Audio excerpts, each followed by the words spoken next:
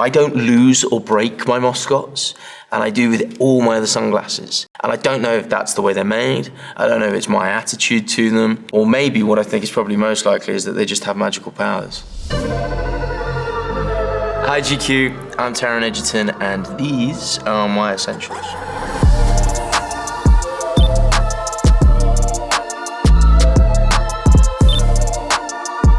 You get asked quite often, what are your vices? What are the things you spend money on? And for some people it's cars, luxury vacations, or beautiful clothes.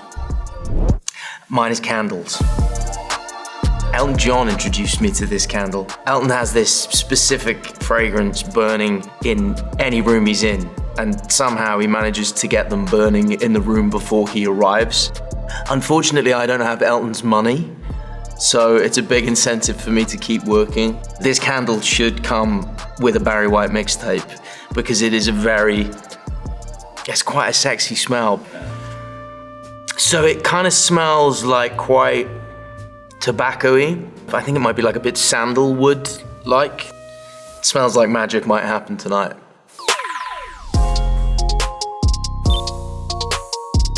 This bracelet was given to me on my 30th birthday by legend lyricist Bernie Taupin. We were still promoting Rocketman. It was in November of 2019, and he was kind of infuriated that no one had told him it was my birthday. So he pulled it from his own wrist and gave it to me and told me that he'd been wearing it for decades. We were in the middle of telling the story of his life as well as Elton John's, and he was pleased enough and proud enough to give me this off his wrist, and so I treasure it. Some people can wear clothes and jewelry and just own it instantly, and I don't always feel that way. But there's something about this, I think because of the story behind it, I feel very comfortable in it, and I feel like it's mine, and I feel like I wear it because he gave it to me. My Beats pill. The first thing I do in the morning is play music, and it's the last thing I do before bed. Kate Trinada's quite good get out of bed music. Sleepy music would be like Nick Drake, pretty next level. There's something about this specific speaker. It looks kind of bashed up, but it still works beautifully. And it's got like this rubber strip around it, which means if I drop it because I'm tearing up the dance floor in my hotel suite, I know it's gonna bounce back. Nice. I always have a couple of these. It's a flexi fit, large/extra large baseball cap. I mean, I'm not famous enough to forever be being hounded by people, but there's something about a baseball cap that makes me feel like I just can disappear, and it feels like a suit of armor. And obviously, you know, every second day is a bad hair day, so it helps with that too. I've worn one for as long as I can remember. Normally in navy, sometimes in black, if I'm feeling dark and edgy, you know. Not having that would make me want to turn around and drive back to my house, even if I left 30 minutes ago. I love this cardigan by an LA-based company called Elder Statesman. I have a couple of these in these really funky colors. I mean, it's the kind of thing that I might wear out and about in LA, but in London, for some reason, I don't know what it is, but in London, I feel too like I'm peacocking because they're quite loud. And I feel like in LA, people are much less judgmental about that. But in London, I always feel more of a pressure to just be cool and be, you know. Anyway, I have 3 in my house. And whenever my mother or my stepfather or my little sisters come and stay, they always get commandeered and they sit and chill and watch movies in these.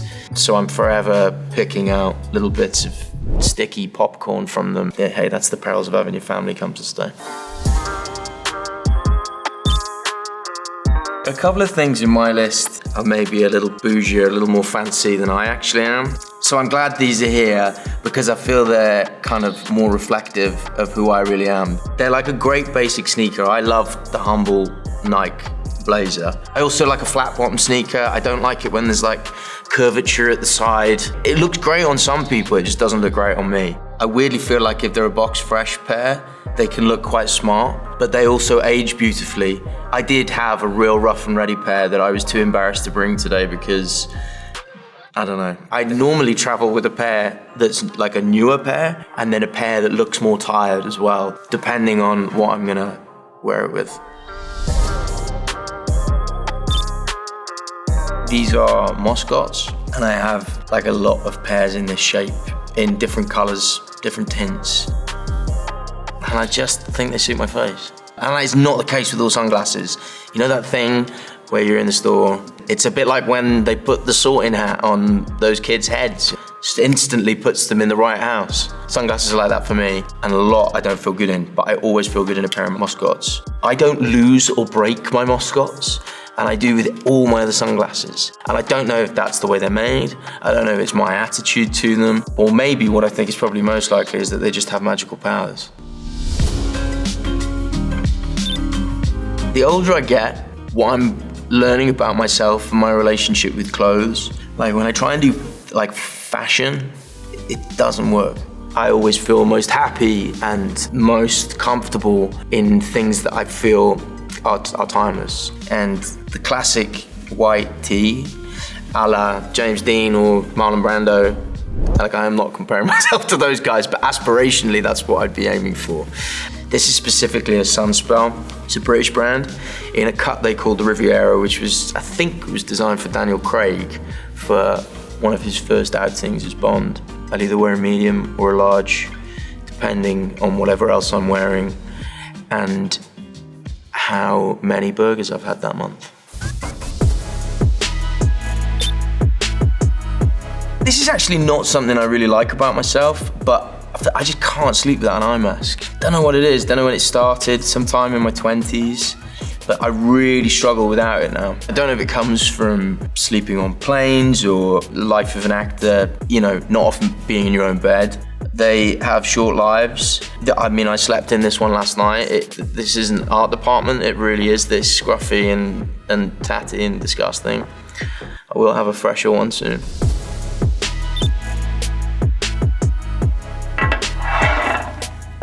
Armani Bleu is the fragrance that I wear all the time. I don't have like one that, you know, some people have like an evening or a day. I just wear Armani Bleu. It's like fresh and citrusy, but it's also got an eveninginess to it. This is a bit of a name drop. It was first sent to me by Roberto Armani. And I hasten to add, I am not paid by Armani. I really do just love the fragrance. It's not something I wear every day because there's something quite elevated about a fragrance, I think, and I can smell it on myself. But sometimes it's also nice to be a little bit extra. And when I want to be a little bit extra, I wear Armani Bleu.